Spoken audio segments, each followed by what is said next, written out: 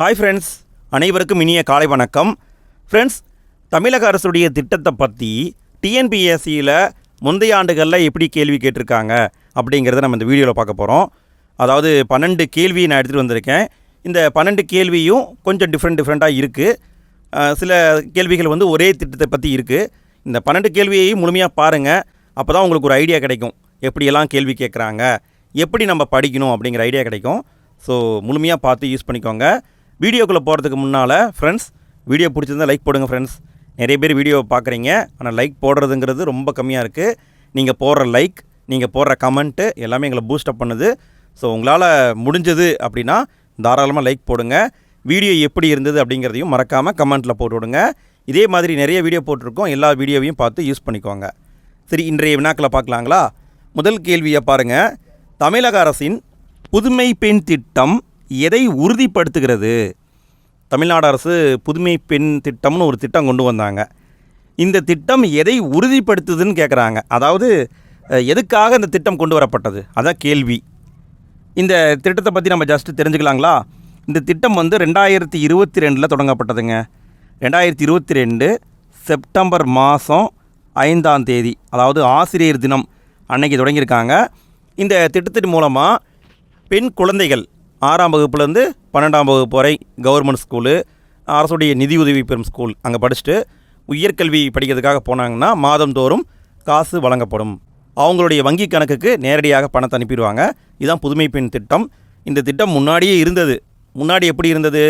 மூவாலூர் ராமாமிர்தம் அம்மையார் திருமண நிதியுதவி திட்டம் அப்படின்னு இருந்தது. அந்த திட்டம் பார்த்திங்கன்னா கல்யாணத்துக்கு காசு கொடுத்துட்டு இருந்தாங்க முன்னாடி. இப்போ இதை உயர்கல்விக்கான ஒரு திட்டமாக மாற்றியிருக்காங்க. இது எதை உறுதிப்படுத்துது அப்படின்னு கேட்டிருக்காங்க. விடையை பார்க்கலாங்களா?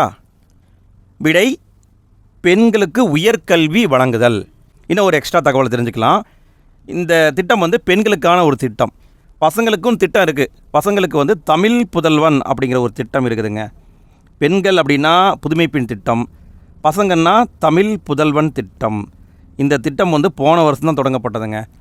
எப்போ தொடங்கியிருக்காங்கன்னா 9ஆம் தேதி ஆகஸ்ட் மாதம் 2024, போன வருஷம் ஆகஸ்ட் மாதத்தில் 9ஆம் தேதி தொடங்கியிருக்காங்க.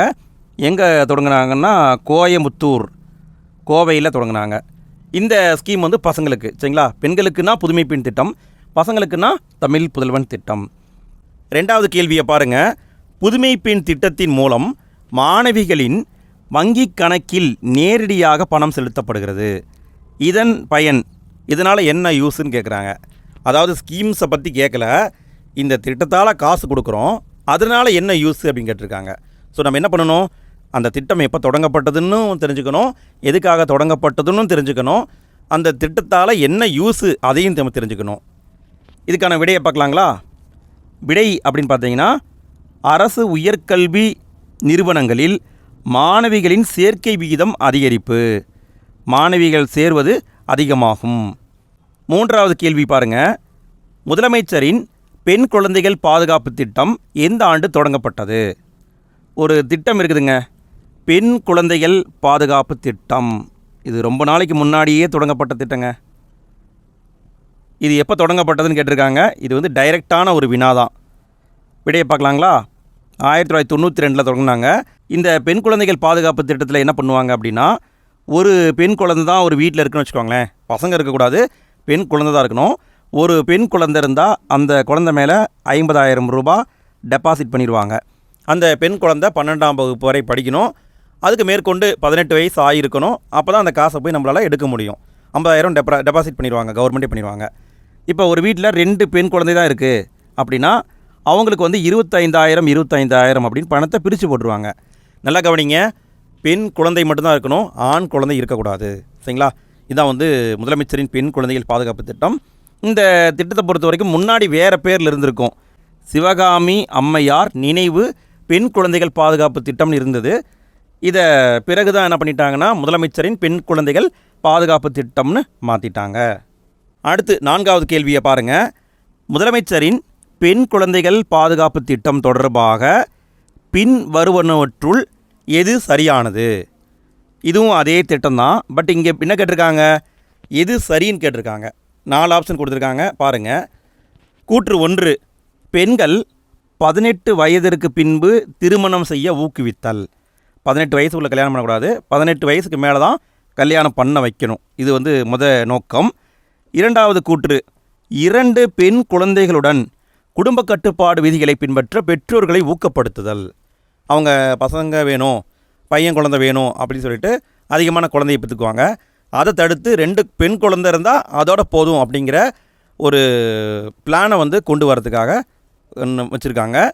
அடுத்து மூன்றாவது கூற்று, பெண் குழந்தைகளுக்கு சமூக மற்றும் நிதி அதிகாரம் வழங்குதல். கூற்று 4, மேலே உள்ள அனைத்தும்.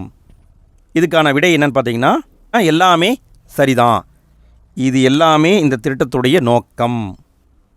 அடுத்து 5வது கேள்வி, முதலமைச்சரின் பெண் குழந்தை பாதுகாப்பு திட்டத்தின் கீழ், இதுவும் அதே திட்டம்தான், கல்வி செலவுகளை ஈடு செய்வதற்காக ஒவ்வொரு ஆண்டும் ஒவ்வொரு வருஷமும் பெண் குழந்தைக்கு வைப்பு தொகையின் 6வது ஆண்டு முதல், அதாவது ஒரு குழந்தைக்கு டெபாசிட் பண்ணிட்டாங்க, 6 வருஷம் ஆயிடுச்சு, 6 வருஷத்துலேருந்து அந்த பெண் படிக்கணும் அப்படிங்கிறதுக்காக வருடாந்திர ஊக்கத்தொகை வழங்குவாங்க. அந்த தொகையின் மதிப்பு என்னன்னு கேட்டிருக்காங்க. எவ்வளோ காசு கொடுப்பாங்க அப்படின்னு கேட்டிருக்காங்க. இது எல்லாருமே படிச்சிருக்க மாட்டோம். சரி, விடையை பார்க்கலாங்களா? விடை 1800 ரூபாய் வழங்கப்படும். 6வது வருஷத்துலேருந்து ஒவ்வொரு வருஷமும் 1800 ரூபா ஊக்கத்தொகையாக வழங்குவாங்க. அடுத்து 6வது கேள்வி, தமிழக அரசால் தொடங்கப்பட்ட மீண்டும் மஞ்சப்பை திட்டத்தின் குறிக்கோள் யாவை? இங்கே பாருங்கள், திட்டத்துடைய குறிக்கோள் என்னன்னு கேட்டிருக்காங்க. மீண்டும் மஞ்சப்பை அப்படின்னு ஒரு திட்டம் இருக்குதுங்க. இந்த திட்டம் 2021 தொடங்கப்பட்டிருக்கும். டிசம்பர் மாதம் 23ஆம் தேதி 2021 தொடங்கப்பட்டது. ஒரு முறை பயன்படுத்தப்படும் பிளாஸ்டிக்கை முற்றிலும் தடுக்கணும் அப்படிங்கிறதுக்காகத்தான் இந்த திட்டம் கொண்டு வரப்பட்டிருக்கு. இந்த திட்டத்துடைய குறிக்கோள் என்னன்னு கேட்டிருக்காங்க. பாருங்கள், 3 ஆப்ஷன் கொடுத்துருக்காங்க, எது சரின்னு கண்டுபிடிக்கணும். நான் வாசிக்கிறேன் பாருங்கள். கூற்று 1, இந்த திட்டத்தின் முக்கிய நோக்கம் மாநிலத்தில் துணிப்பைகளின் பயன்பாட்டை ஊக்குவிப்பதாகும். 2வது பாயிண்ட்டு, இந்த திட்டம் ஊக்கத்தொகை மூலம் ஒரு முறை பயன்படுத்தும் பிளாஸ்டிக்கின் பயன்பாட்டை ஊக்குவிக்கிறது. பயன்பாட்டை ஊக்குவிக்குதா? இது தப்பு. கூற்று 3, சுற்றுச்சூழலையும் அது தொடர்பான மனித ஆரோக்கியத்தையும் பாதுகாப்பதற்கு மாநிலத்தில் பிளாஸ்டிக் பைகளை பயன்படுத்துவதை குடிமக்கள் கைவிட இந்த திட்டம் ஊக்குவிக்கிறது. இதை பார்த்தாவே கண்டுபிடிச்சிருப்பீங்க. விடை 1 மற்றும் 3 சரி. 7வது கேள்வியை பாருங்கள். முதல்வரின் காலை உணவு திட்டம். இது ஒரு ஸ்கீமுங்க, காலை உணவு திட்டம். இதில் பார்த்தீங்கன்னா என்ன பண்ணுவாங்கன்னா, 1ஆம் வகுப்புலேருந்து 5ஆம் வகுப்பு வரை படிக்கிற பசங்களுக்கு காலையில் சாப்பாடு கொடுப்பாங்க. இந்த திட்டம் பற்றிய குறிப்புடன் பின்வரும் அறிக்கைகளை கவனியுங்கள். 3 அறிக்கை கொடுத்துருக்காங்க, என்னங்கிறத பார்ப்போம். முதல் கூற்று, இந்த திட்டம் தமிழ்நாட்டில் தொடங்கப்பட்டது. தமிழ்நாட்டில் தான் தொடங்கியிருக்காங்க, இது கரெக்டு தான். 2வது பாயிண்ட்டு, மாநிலத்தில் உள்ள அனைத்து தொடக்கப் பள்ளிகளிலும் இது செயல்படுத்தப்படும்.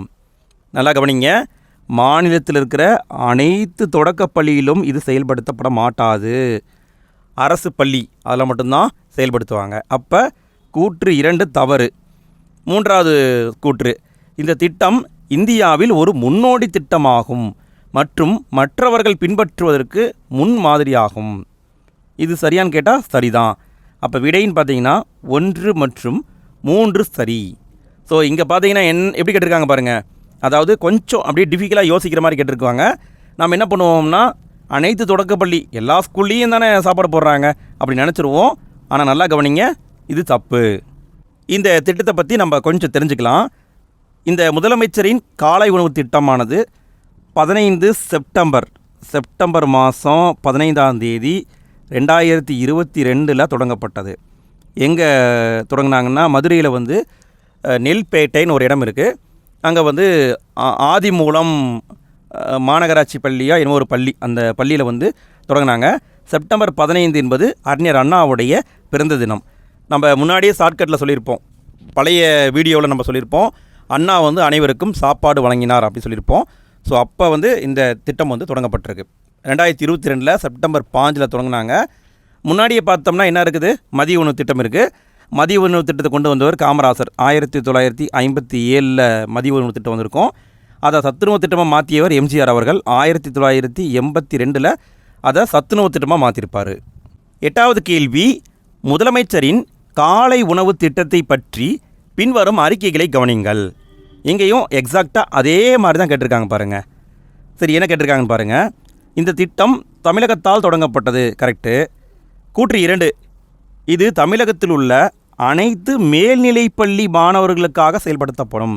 இது தப்பு, தொடக்கப்பள்ளி மாணவருக்காக கொண்டு வந்தாங்க. கூற்று 3, இந்த திட்டம் நாட்டிலேயே தமிழ்நாட்டில் முதல் முறையாகும். இது கரெக்டு. அப்போ விடைன்னு பார்த்தீங்கன்னா 1 மற்றும் 3 தான் சரி. சரிங்களா? அதாவது அந்த கேள்வி அப்படியே கொஞ்சம் மாடிஃபிகேஷன் பண்ணி கேட்டிருக்காங்க பாருங்கள். சரிங்களா? இப்படியும் கேட்கலாம், திரும்ப வரவும் வாய்ப்பு இருக்குது, பார்த்துக்கோங்க. 9வது கேள்வி, காலை சிற்றுண்டி இந்த திட்டத்தின் கீழ் பொது சமையலறை மதுரையில் எங்குள்ளதுன்னு கேட்டிருக்காங்க.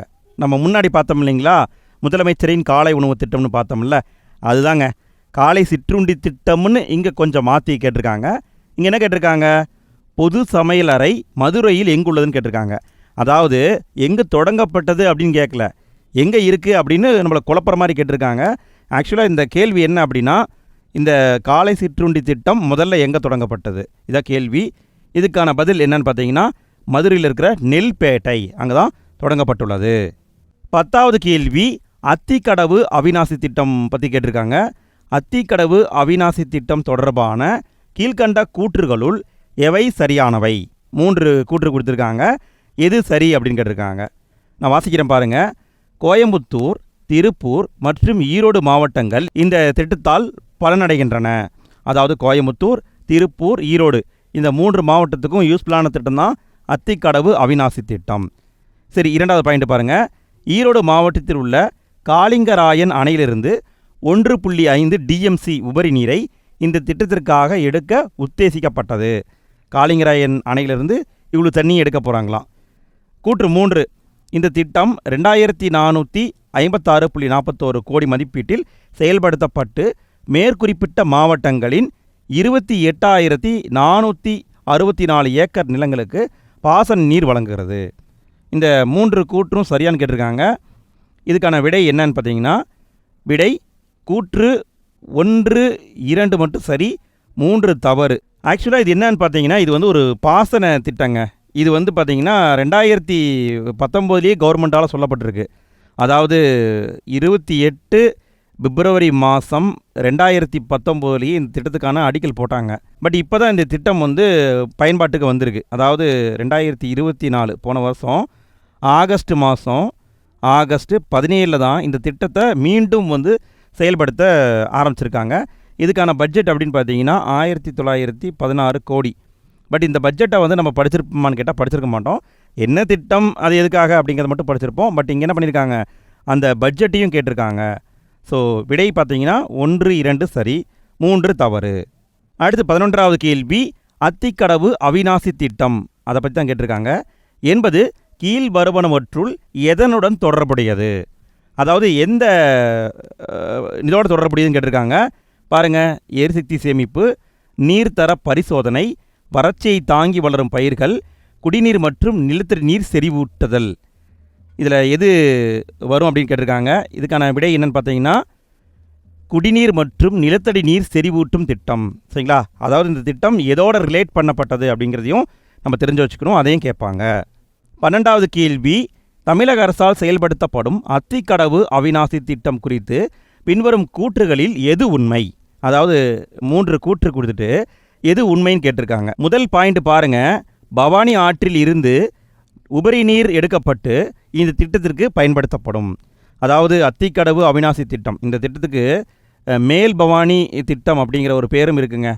முற்காலத்தில் வந்து இதை அப்படி அழைச்சிட்டு இருந்திருக்காங்க. இப்போ தான் அத்திக்கடவு அவிநாசி திட்டம்னு சொல்கிறாங்க.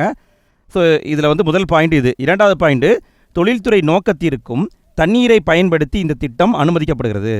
தொழில்துறை நோக்கத்துக்காகவும் தண்ணியை பயன்படுத்தலாம் அப்படின்னு சொல்லியிருக்காங்க. 3வது பாயிண்ட்டு, ஈரோடு, திருப்பூர் மற்றும் கோயம்புத்தூர் மாவட்டங்களில் வறட்சியால் பாதிக்கப்பட்ட பகுதிகளில் நிலத்தடி நீரை மேம்படுத்துவதே இந்த திட்டத்தின் முக்கிய நோக்கமாகும். இதில் எது சரி அப்படின்னு கேட்டிருக்காங்க. விடை அப்படின்னு பார்த்தீங்கன்னா 1, 3 சரி. இது தொழில்துறை சார்ந்தது கிடையாது. சரிங்களா? குடிமக்களுக்கு நீருக்காக பயன்படுத்தலாம், இல்லைன்னா வந்து நிலத்தடி நீரை செறிவூட்ட பயன்படுத்தலாம். இந்த 2 ரீசனுக்காக தான் இந்த திட்டம் இருக்குது. தொழில்துறைக்காக இல்லை. அவ்வளோதான் ஃப்ரெண்ட்ஸ், இந்த வீடியோவில் 12 கேள்வியை பார்த்துட்டோம்.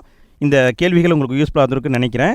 இதே மாதிரி அடுத்து நிறைய வீடியோ வந்துட்டு இருக்கு. நம்ம சேனலை சப்ஸ்கிரைப் பண்ணி எல்லா வீடியோவும் பார்த்து யூஸ் பண்ணிக்கோங்க. அடுத்த வீடியோவில் சந்திப்போம். நன்றி.